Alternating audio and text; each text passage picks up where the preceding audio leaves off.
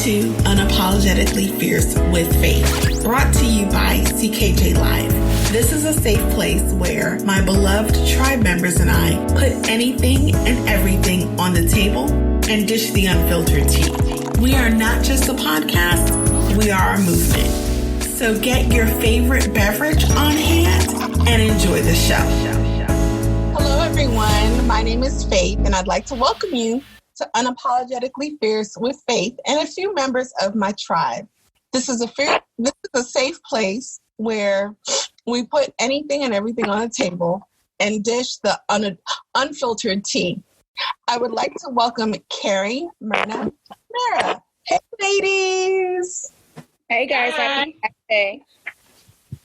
So today, ladies, we have a pretty juicy topic. We're starting this series, which I have called Dating, Courting, Married, and Divorce. So I think that it's really important because it's just really important. And I am going to start off with the dating part and kind of like get your expertise, being that I'm the only one on here that's never been married. So, I want to take a quick look at the foundation of relationships, because the stronger the foundation, the stronger the relationship. That's what I feel, and that's what I've seen. I've read, like you read in books, and you see different things. You hear podcasts, just talking about the strength of a relationship. Would you guys agree about that? Like, the stronger the foundation, the better the relationship? I would say so. Yeah, I would say the stronger the foundation means the more you take to get to know somebody. Yeah, that's what builds that. But, that's the thing. People don't want to get the chance. Like, everything is microwave in this society, and people don't really want to get the chance to know someone. And I would think that if you're going long term, hey, I need to know. Like, you don't need to have a double or triple life, or, like 5 years down the line, I found out something. I'm like, wait a minute. As a good childhood friend tells me, she's like, girl, you got to do your research. And it's just like, really? Do I have to? But you know what? I found that I do. Like, I'm in my 40s. I've never been married, don't have any kids. And I find that this is a problem with men that I encounter. I think my image of marriage has changed across the years. It's funny because I have a dear aunt. She always brings us up like 25 years later. And I think I shared the story with you guys that she's like, have you had your fairy tale relationship yet? And I'm just like, heck, I don't even feel like I've been courted, because, a lot of these people, they don't want to date. They want everything like boom. They see an IG model. They see, something on social media, which is, can be altered. And they're like, boom, that's it. So like things that I may have wanted in my 20s, I definitely in my 40s don't want it, or I'm not really trying to put up with that.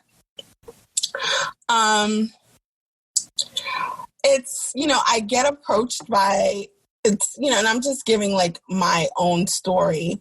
I get approached by guys, and I guess they're turned off because I've never been married or don't have any kids, because a lot of people my age, they have grandchildren, and I haven't even found a decent relationship. Even in the years current, what I found is that what I've run across is ghosting. I never knew what ghosting was until like a few years ago, where I was, chilling with this guy and he just went poof out without a trace. I don't know where you went, And then also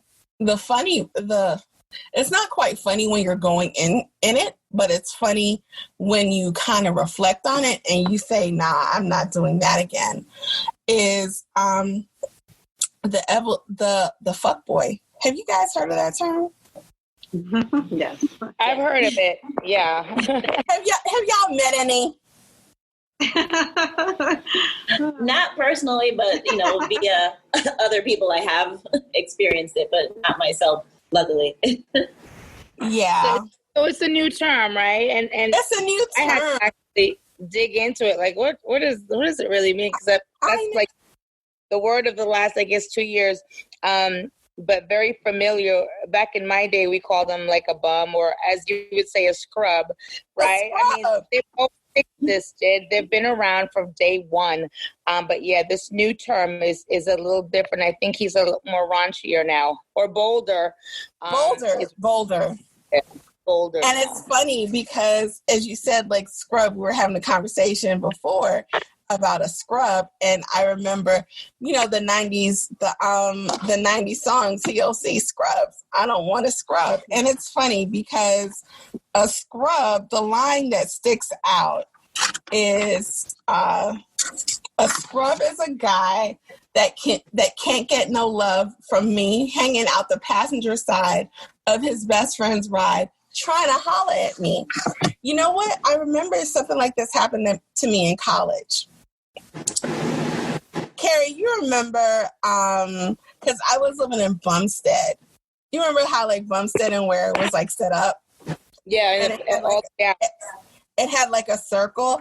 I will never forget. I was walking down, I think it was Fair Street or Brawley, right? When it was open. And I was just walking from class or something. And this guy, he's in his best friend's ride. So like, he's in his best friend's ride and he's trying to holler at me because he's, like people when you're driving and people are like, hey, shawty, whatever. Like they're trying to get your attention. And the funny thing about it was that Tam and Myrna, how it's like, just so you guys can picture this, it was like he's driving in this car. This dude is driving in a car. His best friend's in the passenger side, right? And he sees me. He wants to holler. So he jumps out of his ride, right? He sees me walking, like there's like a walkway to get to the door.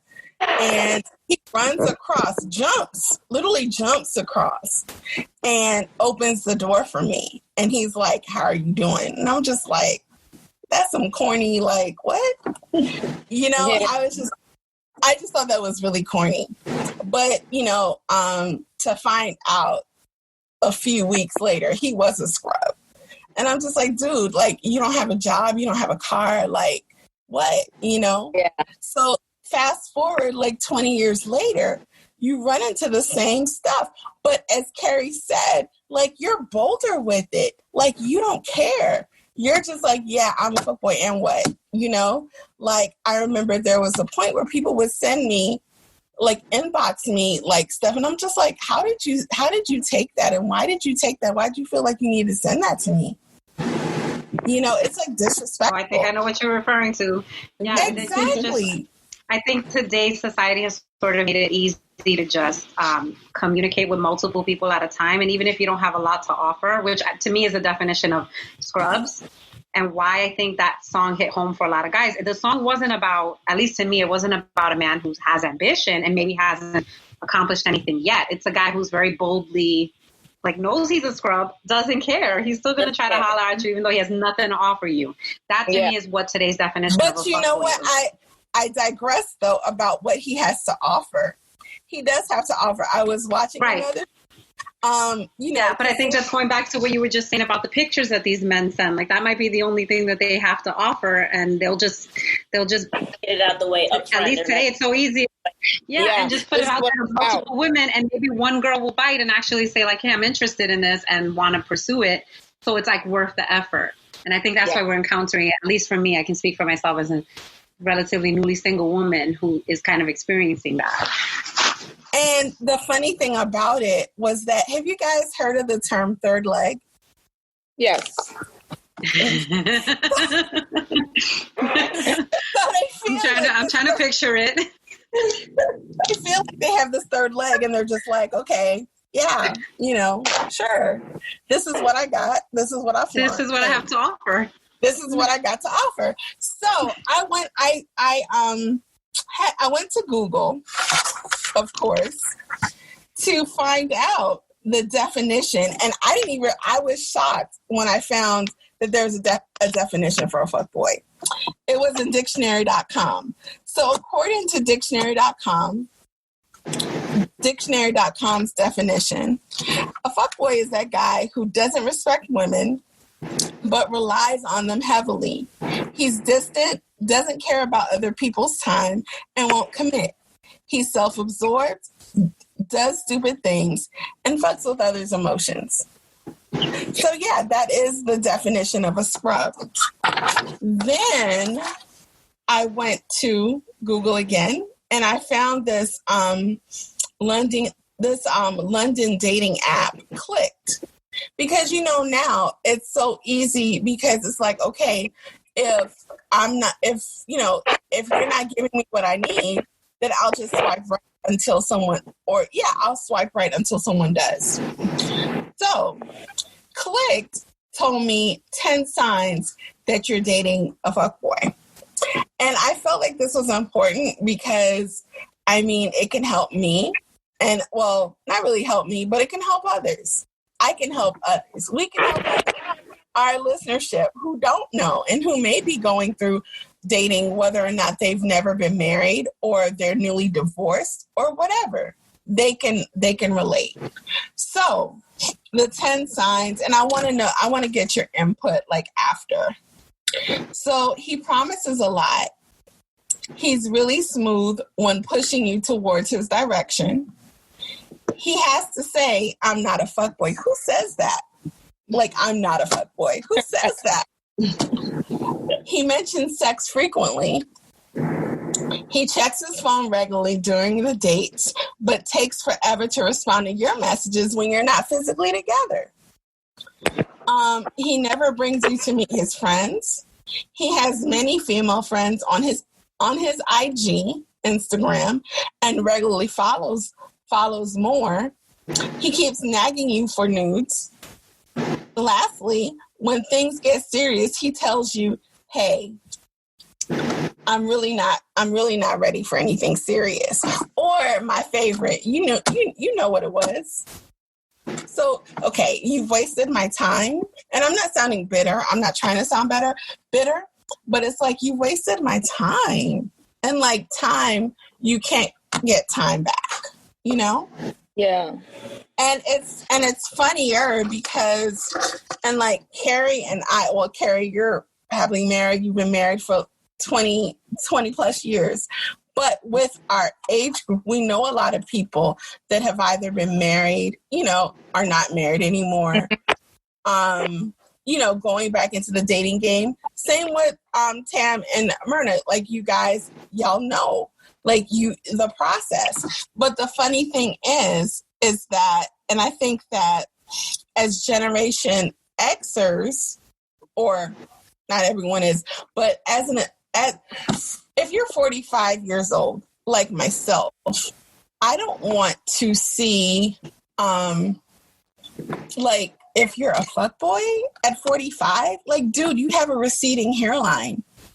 Yeah. And great. It's time to grow up. Exactly. It's time to grow up. Or you're chasing after Meg the Stallion. Hell, she ain't looking at you. You could be her daddy. Really. Right. Or her sugar daddy.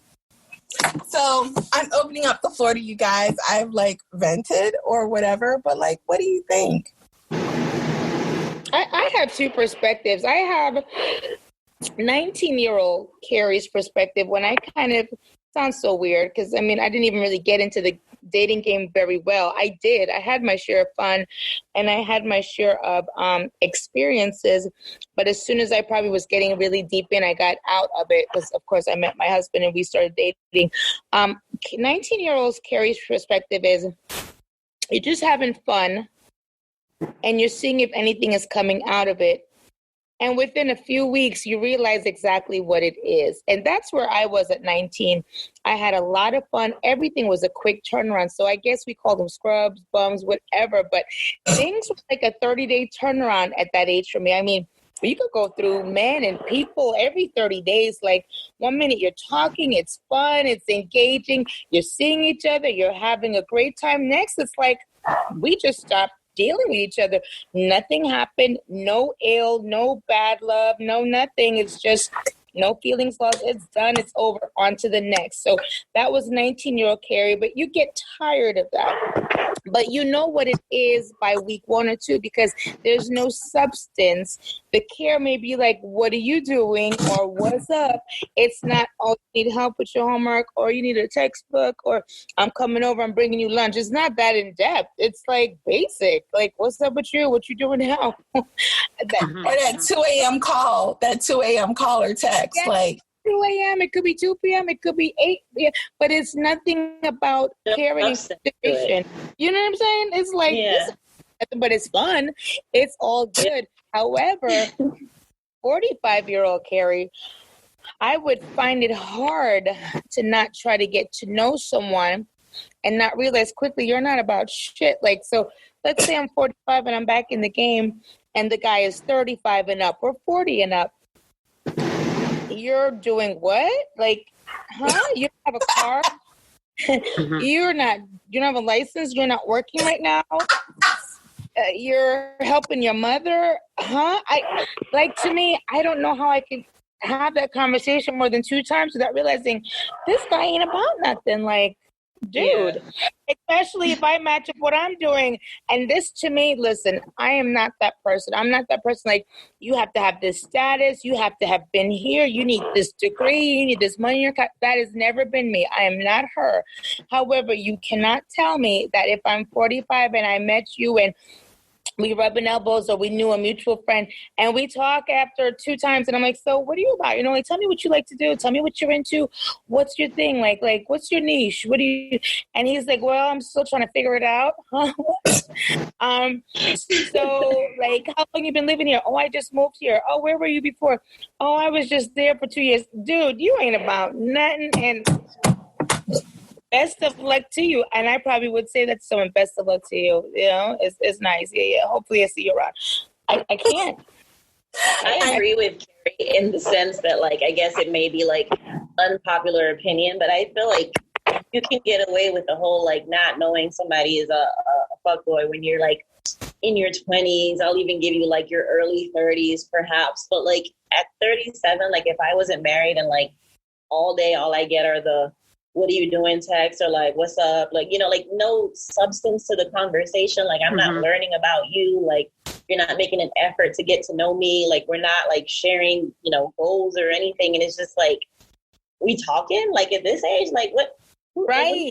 Like, I have time for that. Exactly. Like, you know what I mean? Like, I would want to like date and like get to know you and court me and, you know, whatever or something. But like people get stuck in that like talking phase for like forever, and it's like nothing comes out of it. And then like when it's over, it's like both people are mad because it's like, oh, you know, he's the fuck boy, he wasted my time. And it's like, but you knew he was wasting your time. You knew he wasn't gonna, like, so you like not growing. actively engaged in him like wasting your time. So I feel like a lot of it is put on the scrub, the loser, the toxic men, the bugaboos, because you know I'm from the Destiny's Child era, so the big bugaboos, you know.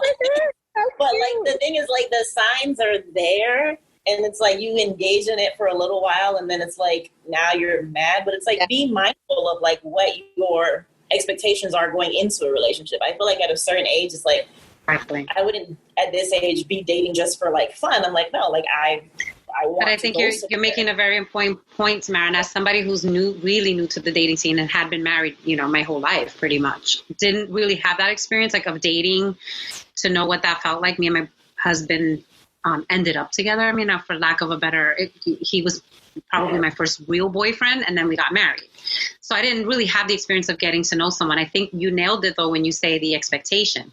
What I think is the problem and why some women will feel like their time was wasted is if you can't identify very quickly, which has taken me a while to figure out myself, but now I've gotten a lot more comfortable with knowing what I want. now I can see when something doesn't line up with that, when it is that, someone that seems transient, hasn't figured their life out, that might work for somebody. There are women that want that kind of spontaneous, like, oh, he's going to keep me on my toes kind of mentality. I don't. I want to see stability. I want to see that you're about something. And I don't have a checklist of like a requirement. You don't have to be, in this career field. You don't even have to have like all of these boxes checked off. But I want to know that you know what you want, because I think a lot of the time that's wasted is really just people not identifying what they want. And I've heard from men, I'll know when I see it. That's great. That's awesome for you. And I feel like in a way that's all of us, you'll know when you see it, but you also have to be able to identify pretty clearly what it is that you're looking for. So you know when you don't see it, like this doesn't line up and I'm not going to waste my time. To dating. Like I've always felt like, and not saying like in your, at 20 years old, you should be like, I want to get married if that's not where your head is at. Like, no, but I feel like even in that age group, like your dating should be intentional. Like, if you're dating with the intention of eventually meeting somebody and getting married and having a family, like even if you meet somebody, this may not be your husband, but you're dating somebody intentionally, like, okay, let me get to know you. Let me figure out like if this is going anywhere. Like, you can't just be dating for fun and things and then get mad when it happens, like the other way. Like if your purpose is to just have fun, then that's great. But I feel like all of these things should be addressed early on, get it out there and just be like, hey, what are you looking for? Oh, well, I'm just trying to have fun and see what happens. It's a fine line. Be blessed. Like I'm on to, like I'm not sticking around for that. Yeah, and some people are really comfortable with saying that. So casual dating was something that was new to me that I didn't even know existed before. I just always assumed you were dating with the intention of growing a relationship because, like I said, that's the experience I had. You talk to someone, that's your boyfriend, and then you either get married or you break up and it's on to the next. Well, now there's this thing where it's like I may be dating multiple people and everyone is sort of in the running for, I don't know, whatever it is you may be hoping to get out of it. So casual dating exists, and I think it's, if you're comfortable with that and you are okay with entertaining multiple people, because maybe you're not ready for a relationship, but everybody wants companionship. Everybody wants to be able to go and have dinner with a nice, person that, you enjoy time with and that kind of thing. So I understand that. But again, it comes back to defining what it is that you want so that you know when it's not lining up for you and your time isn't wasted. Because as you said, Tamara, a lot of it gets put on the bugaboo. He wasted my time. But a lot of times it's if you're not very clear about identifying what you want, it's a really difficult conversation to have early on too, because you don't want to scare someone if you're really just trying to figure it out. Right. Like, where's this going? Let's put a label on it, right? You always want to be wary of that. But I think you have to know for yourself what your intention is, so that if it doesn't line up, it may not be personal. It may just be you don't necessarily have what I'm looking for at this time. So and that's fine, because you're not expected to, like, you don't owe anybody anything in the sense of like, if you're not what I want, like that's okay. But what is unfair is to never like set your expectations and then get mad because someone doesn't like adhere to them. Like, if this person is telling you up front, like, I'm just trying to see what's out there and I'm having a good time, now can't be mad because it didn't take you seriously. Right. You know what I mean? Like, all the signs are there. Let's be clear. There are going to be times when you're not expecting anything. You just want to have fun. And for those experiences, these boys are perfect, right? No commitment, no expectation. You in, you're out, you up, you down, whatever. Good. It's not even companionship because they don't really necessarily care. They're not feeling a void. What they're doing is just taking up some time. And sometimes that's what you want, right? You want that person that's going to take up the time. And one day they're here, one day they're gone. Fine. However, if your expectation is something else, like I want companionship, I want someone to care and support me, this is not the guy and you're wasting your time and you're going to get your feelings hurt. Or if you're at the point where I do want to settle down, I do want an exclusive relationship, he is also not the guy. Or if you're wanting to say, my biological clock is ticking and I do want to have a child and I want to be happy or I want to get married, this is not the guy. You're going to get hurt. You're going to waste your time. However, there are some times when you just want to really hump around, is what we used to say too, or you just want to chill, and so be it. But shame on this guy, which is my issue, because a lot of times guys do find self-sufficient women that have good jobs, that are taking care of themselves and will not need any help or assistance. And he knows this. Like, there is no purpose for him. And he's just coming in for one thing and one thing only, knowing that she'll be all right.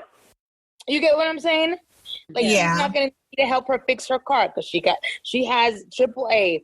She doesn't need me to help her, go to school. She already got her degree. She don't want any kids. She already is past the age, or she already has one. These guys have an agenda. They, although maybe a fuckboy, they know what they're doing. We have to be the ones who need to be smart.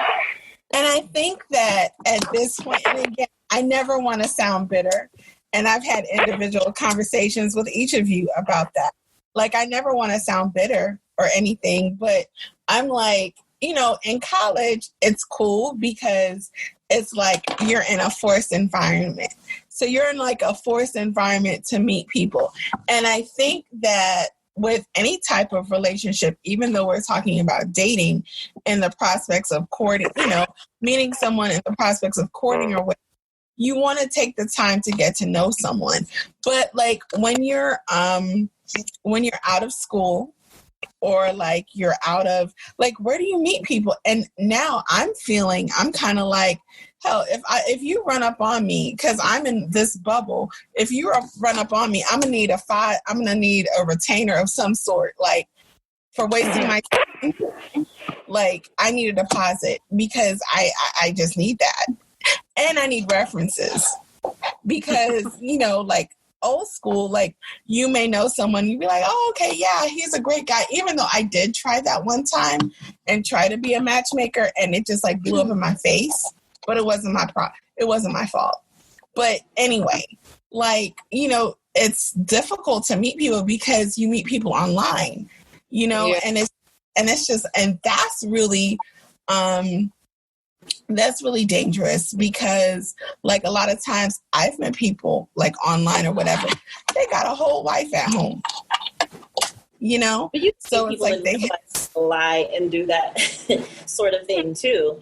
Like, you can get tricked by somebody that a friend introduces you to, and that friend may not know that this person. There's always risk involved. There's always risk involved. And you kind of do have to adapt to the times, not to make it seem like we're just like so old and we're like not used to doing certain things. But in any situation, like, with you guys dating, or even if Kerri and I were thrown back into the dating world, like, it's very different than maybe what we were used to. But you kind of have to adapt to where things are now. Because I know you and I have had conversations about you feeling some type of way about meeting people online. But, it is kind of where we're at right now, society-wise. Like, it's the norm. Like, you meet people online, you kind of, you take your chances. But, I mean, you take your chances even if you meet somebody at the grocery store. And, at the office. Right. Like, I have the club. That was risque, Yeah, that was our version of online dating back then, because you really didn't know. You just see that one image of them for that one evening. And really don't. Yeah. Yeah, we've all had experiences where we've gone to bars or clubs and told people that our name was something else and gave them a wrong number or whatever. Well, you're just... Like, I have people in my inbox talking to themselves right now because I'm just like, okay, are you a catfish? Like, for real, you can't even spell, So, like, those are signs that I see, you know what I mean? But again, I guess, like, I can go on and on about it. I'm not bitter. I've learned a lot, and I'd want to, like, help others or whatever. Yeah, I want to meet, people and stuff. And I mean, granted, it's difficult meeting anybody because you take that risk. I agree. But you take a risk. The thing is, if you're serious about finding love and you're hopeful and less fearful, you're going to find your person. You just hope that you're ready and that he's getting himself ready in the meantime. But not to sound really old with stuff, but I know for a fact it's easier to find and date people when you're younger. Not saying that that's what happens or it works. No, but you're out and about.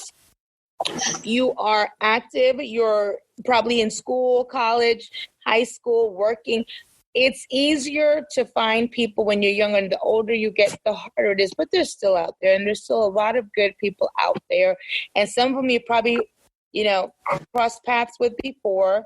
And people are getting married older. People are doing things older now. So it's just different. But like, my son is 20 and he's on a college campus. I'm like, this is your time to meet and greet and get to know people and yourself. You're supposed to be getting to know yourself Because after this, things just start to get less and less. And I think you kind of get stuck in your ways when you get to a certain age. So it is hard to kind of break out of that idea, because you're so used to doing things your way. To have to let something in and kind of adjust the way you do things is different. It's harder as you get older. It's hard. It is. And I feel, and I guess my last point would be I feel in a certain type of way because I'm just okay. And I'm always open to this because mental health is a big thing. I'm doing the work, you know what I'm saying? By regularly seeing a therapist. So I don't need you to come in and mess that up, or hopefully you're doing the same thing. You're working on yourself.